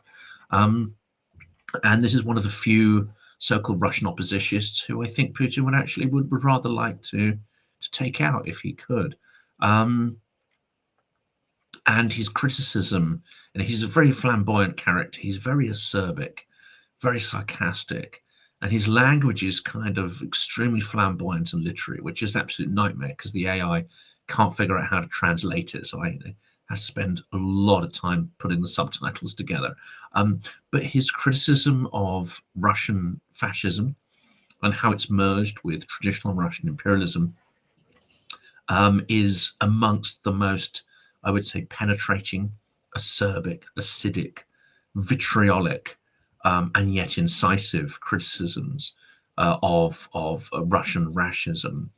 And it's truly disturbing to listen to the way he describes what's going on, and the Russian mentality behind it is truly terrifying. And this is exactly the reason I wanted him on the channel, because as he says, there's far too much optimism, even in our community, where we bemoan Russia's actions, where we accuse them of terrible war crimes. There is still, I would say, a veneer of optimism. There is still a process where we overlay some of our own assumptions onto Russia, where actually they have no place. And I think this speaker he's one of the few, if not the only, who can try and really tear down some of those assumptions and get us to look at Russia in a different way. And when we do, I can guarantee you it is absolutely terrifying. But also, if we internalize that, if we recognize what we're dealing with, then hopefully we would take the commensurate actions to defeat Russia. And his point is that we haven't yet decided to defeat Russia because we're not scared enough, because most people, even who are pro-Ukraine, do not understand the scale of the threat that Russia represents to our countries, our system, our values, everything. Does he still live in Russia? Oh God, no.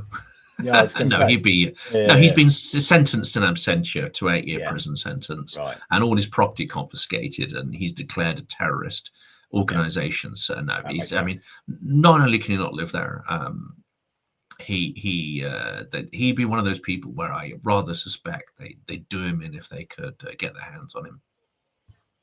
Yes. Yeah. Well, that's something to look out for, and that's out. You've got that on your channel already. What's his name? Yes, he's called Alexander Nezvorov or Nezvorov. Yeah. So as Cheryl Yeah, said, Nevzorov.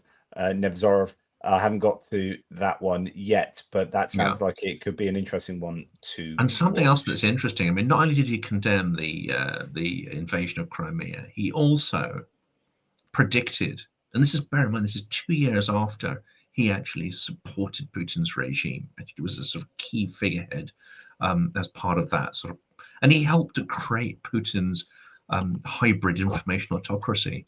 I mean, he's one of the absolutely key figures in building this modern Russia, and he openly, talks about that. But just 2 years after the 2012 controversial re-election of Putin, he is condemning the government and saying that the invasion of Crimea will lead inevitably not just to tyranny, but to Russia becoming a warlike state, almost a Hitlerian path. It's extraordinary.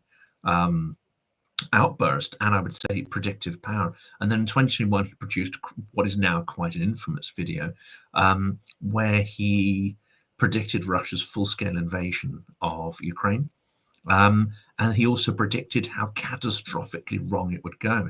He predicted the logistical and strategic screw-ups in the Russian army. He predicted the extreme barbarism and the massive war crimes that would take place. He also predicted that Ukraine would fight back, and unlike the predictions of most analysts, he said that Ukraine would not be broken by it, but it would reveal a lot of the deep sort of corruption within the Russian system, the incompetence, brutality, and so on. It's an extraordinary video, given that it was made in 2021.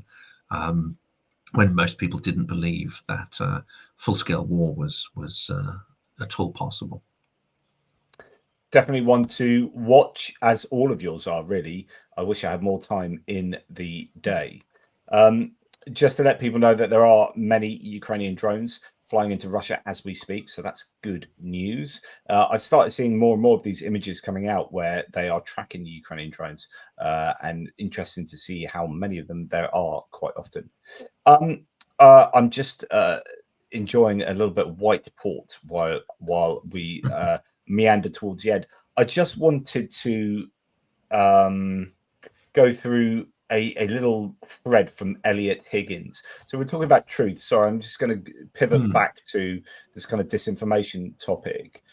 Because again, here Scott Bessent, the Treasury Secretary, says, I inherited a 6.7% deficit to GDP from the Biden administration, which was the highest deficit when we are not at war, not in a recession. Fact check, in 2021, the Biden administration inherited a 14.9% deficit to GDP from Trump's first term, and we weren't in a recession. In other words, like, just the lying is so just massive and obvious that it's at ridiculous levels. And Elliot Higgins does so much interesting stuff. So he's a guy that runs Bellingcat, and he does an awful lot of stuff on disordered discourse, which is really, really worth looking at. And here he's sort of looking at disinformation, but also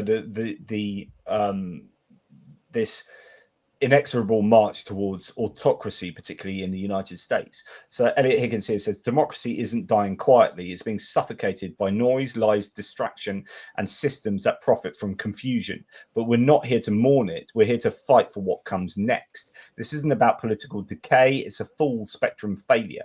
Truth is optional. Debate is poisoned. Power is untouchable. And the worst part is by design. Platforms feed us what keeps us scrolling. Institutions dodge accountability. Bad actors flood the zone and call it freedom. Oh, yeah. The result, a society that can't think straight, act together, or hold the line. But this isn't inevitable. We know what democracy needs to function. Verified truth, real deliberation, actual accountability. That's the baseline. That's the battle. But this isn't inevitable. We know. Sorry, that's the same one. So good, no, good democracy. Quote. Very strong. Yeah. So no, democracy isn't dead. It just smells funny, but it won't fix itself. We build what's next by showing up in schools, in investigations, in every system that shapes truth and power. We don't need to wait for permission. We need to act like democracy is ours to reforge, because it is. I'm tired of waiting for someone else to fix it. The politicians, the platforms, the experts, they're not coming to save us. It's time for us to take command. Democracy isn't something that happens around us. It's not a vibe. It's not a setting on a system. It's built day by day, action by action, voice by voice. When we investigate corruption, we build democracy. When we teach others to think critically, we build democracy. When we challenge lies, demand answers, organize change, we are democracy. These systems are rigged to make us feel powerless, disconnected, confused, alone. But every time we act with clarity together, we reclaim ground. This isn't just resistance, it's construction. Not a nostalgia project, but a future project. The goal isn't to go back. The goal is to build a democracy that can survive now. And we're not starting from scratch. We've got tools, we've got networks, we've got truth, method, and each other. That's enough to start anything. And remember this always. And he leaves with a Frank Zappa quote. I have an important message to deliver to all the cute people all over the world. If you're out there and you're cute, maybe you're beautiful, I just want to tell you something. And there's more to more of us ugly motherfuckers out there than you are. There you are. So watch out. Hey, so watch out. So in other words, yeah, if we stay together and, you know, keep focusing on the truth and hold people accountable, then there is a hope. But we've got to work hard at it, and it's really freaking important. You know, freedom is not free. You know, we have to work hard at it. It costs in time and effort, blood, sweat, and tears for many. And there's so much, you know, stuff going on out there, which is fantastic. But at the end of the day, you know, this also requires every individual in a democratic society to get more involved. You know, voting is not mandatory, but I think in people's minds it should be. Membership of parties is not mandatory, but I think, you know, people, if they don't want to see populists coming to power, then it is time to pick a party and join in, and not just think, you know, everything's screwed and that there's no hope. I think people need to come at things with a sense of agency and a sense of outrage, not the nihilistic sense that they should sort of curl up their toes and give up, because that is never the solution, especially not to the problems that we've talked about in this episode. Yes, and someone just mentioned Thomas Patton here saying how many. Oh no, not that one. About pardons. This is something I'm going to talk about in one of my videos, upcoming videos. He's just pardoned some absolutely egregious criminal people. It's just, oh my goodness, horrific stuff. So yeah. Anyway. I'm glad someone noticed the white port. I am indeed drinking white port, the Martha's White Port, port of Leith Cask Partners. That is a lovely, lovely white port. I got that off Mark from the Little Whiskey Shop. Now, the Little Whiskey Shop, I often talk about Mark. He came out with Jonathan and I to Ukraine to drive the trucks out, and Mark has a little side hustle called the Little Whiskey Shop. He's just stocking Ukrainian wines. I've just bought a bunch of Ukrainian wines off him, and I think 10% of each bottle goes to Ukrainian charity. So if you can find, if you're in the UK and you want to buy some, they've got all sorts of spirits that they stock, but also Ukrainian wines. Go and check them out. So the Little Whiskey Shop, Stockbridge. Lovely chap and a fantastic shop. Cheers. So just one more thing, I guess, before we sort of wrap things up near enough. Two things, actually. I just mentioned Chega, and I meant to say this the other day, actually. So thank you for pointing this out. Although Chega is far right, so the Portuguese far right party, and they are still, at least officially, strongly pro-Ukraine. So this is quite a rarity. It does happen. Giorgia Meloni is an example of someone further to the right being supportive of Ukraine. So Chega as well. They don't have they'd not have so many votes if they were pro-Russia, since this would be extremely unpopular. So that is one good news thing about them in Portugal. So thanks for that verification or qualification. Michael Vuchar, thank you so much, buddy. Here, have some money to pay for the vacation, or at least a pint. Talk about the king. So I don't know much about this yet. So Michael Vuchar, strong Ukrainian advocate, obviously you can see by the surname, but also living in Canada. The king has been in Canada today as kind of the head of state, the king of England, the king of Great Britain, and the UK. And he is out there, and he has just given a speech where I believe he had a little poke at Donald Trump, because obviously you can't take Canada without going through the king. So there was I think he spoke. Did he speak to Parliament, the king? Anyway, because I've been away, I've not seen the news and not heard about this. So any info on that would be great, Michael. I don't know. Do you know anything about that? Not really. I tend to skip the old royal stories, unfortunately. But yeah, if it relates to Canada and Ukraine, I mean, that could be quite interesting. So I'll take a look. But I tend to tune out, especially if it's Harry and Meghan and God, all that kind of stuff. Life's too short. Ross Phillips. And I'm too Republican. Yeah. Ross, who I met again out in Kyiv when I was at that. Ross, I'm gonna have your tea. I bought a special tea strainer to have, because it's loose leaf tea. Got me for some Lviv tea, I think it was. So I'm gonna have that next week. I'm gonna get onto your tea next week. It's been that long since you gave it to me, but thanks, mate. I have this issue as well. What's Ross saying here? What's he saying? Is he saying that we're somehow senile? I mean, what? No. So this is a problem I have. So when I listen to someone like, I take for example Dom Nichols on Ukraine the Latest, right? So I listen to Ukraine the Latest on like 1.8 times speed, and you get used. So because I listen to them all the time at that speed, then when you hear them speak live, so if I replay a clip from Ukraine the Latest where they're speaking at 1 times speed, I think that they have had a stroke, or there's something there's something wrong with them, because you're attuned to 1.8 times speed, and then normal speed is all wrong. So I get that, Ross. I really do get that. First time I've listened to you guys not in 1 times 1.5 speed in months, and it sounds like you're both having a stroke. I'm trying to adjust. If you want, I can speak much quicker, and then this will hopefully make you feel like you are listening to me at normal speed. So there you go. Thank you, Ross. Anyway, that is an issue I certainly suffer with as well. So anyway, thanks for hanging out, Ross. Appreciate you, and all the people in the live chat. Thank you. So apparently the king said something about the War of 1812, went out of his way to open Parliament in Canada. But I don't know if the king was fantastic, apparently. So that's really good news. I'd love it because of course Trump is touted to do a state visit to the UK and meet the king, and that was one of our sort of bargaining tokens for Trump that was used well. But then the Zelensky thing happened, and it all kind of went out the window, and everyone's saying, "Oh, we should rescind the offer of a state visit and meet the king." But Trump is due to meet King Charles, so if King Charles is making veiled kind of criticisms against Trump, I think that makes for an interesting scenario when Trump does come over. But there you go.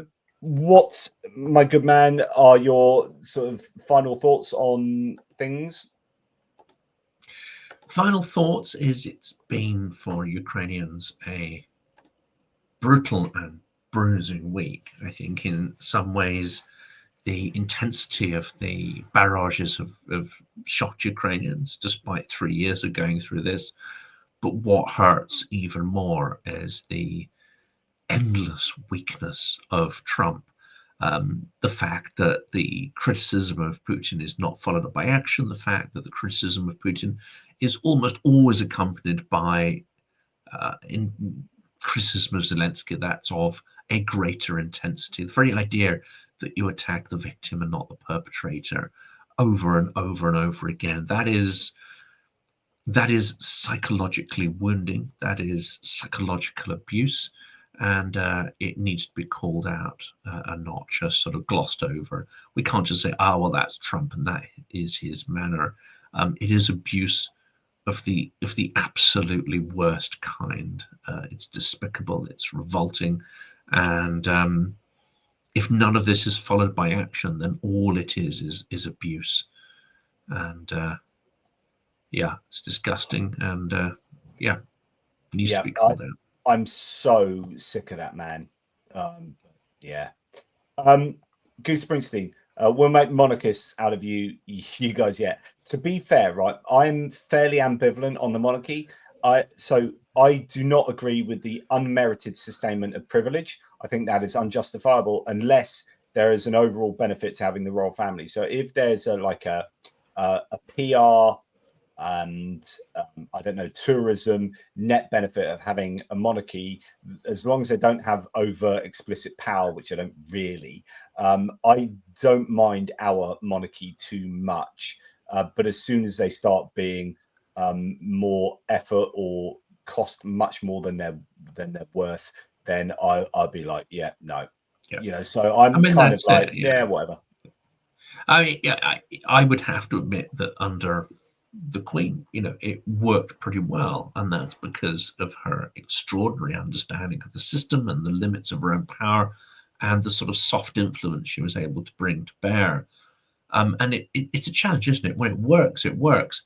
And you could say that, you know, a democratic system might be more stable and more reliable, but of course, democratic systems are also entirely vulnerable to individuals.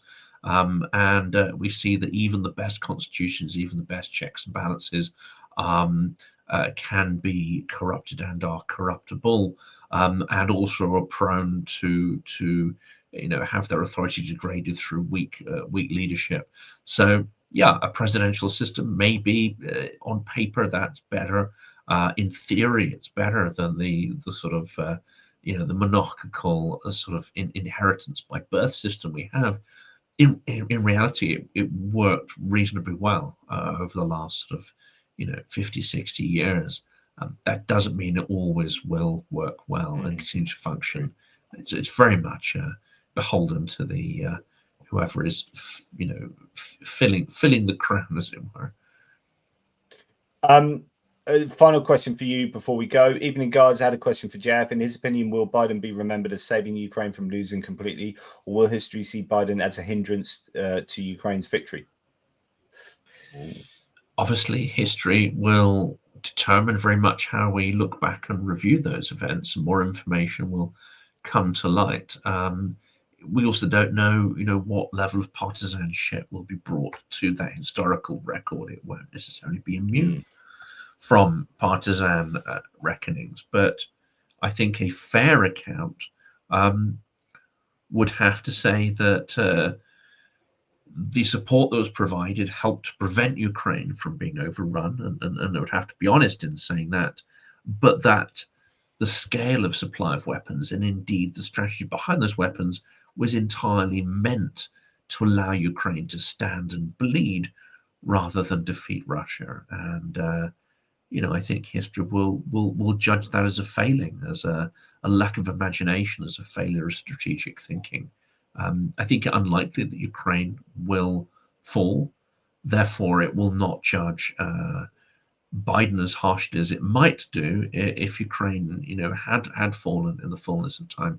But I think it's very unlikely at the moment that Russia is going to be able to deliver any kind of knockout punch. Therefore, you know, Biden gets off the hook a little bit, but the price of that strategic failure is enormous, and we don't yet know what the full price is. Let's face it, Biden will be judged not necessarily even by Ukraine standing or falling, but by what happens to Russia next. If Russia goes on to carry on rearming, if it goes on to challenge Finland or invade the Baltics or goodness launch some form of World War III, or actually dramatically escalate the sort of arson, sabotage, and attacks on the West, we don't know where this is going to end up. And therefore, judgment of history is very much contingent on what happens in the coming months, even years. Yeah, I think it's going to be largely contingent on what the details that emerge will be as to what really happened in these decision-making scenarios. So I'm going to be, I don't know. I think it's easy to fall down on either side with Biden. Sometimes I'm quite critical and think, well, it was all too slow and all too scared of escalation. But on the other side of the coin is that actually they did come together and they did help Ukraine out with a phenomenal amount of stuff. And actually, when you compare what they were doing then compared to now, I was writing a list today of all the things Trump hasn't done and all the things he has done to screw over Ukraine. And it's disgusting. So we can slag off Biden all you like. Trump is infinitely worse. And I say infinitely because right, yeah. Zero compared to something is you multiply, you can, that's a factor of infinity, right? So, it's not great compared to absolutely terrible. I might have compared it recently, and of course, Trump has released some funds for apparently $50 million of dollars of air defense systems, which of course is a tiny rounding error compared to what Biden provided. And the example I used is that if Biden was giving you, half the dose of antibiotics you would need to rid yourself of virulent disease, it's not brilliant, because by doing so, you haven't killed off the disease, but you've given it the space and time to become more toxic, more virulent, and more deadly. You might have saved the patient, but it's engaged with the struggle with a far more virulent disease. Okay, so that's not brilliant at all. What Trump has done recently is no more than homeopathic remedy, which is a couple of atoms per million part of water. It doesn't bear comparison at all. Meanwhile, saying, I hope you die. So yeah, unless you're a cult believer in that kind of thing as well, I mean, I don't know what proportion of Trump voters also believe in homeopathy, but I mean, in my book, it's not a cure in any way. Yeah. Well, look, I've really enjoyed my couple of days away, but I've also really enjoyed coming back and speaking to you guys. I had a wonderful time in so many amazing pubs in Dublin. I mean, we mainly just spent a lot of time in Temple Bar at these incredible pubs and listening to Irish music.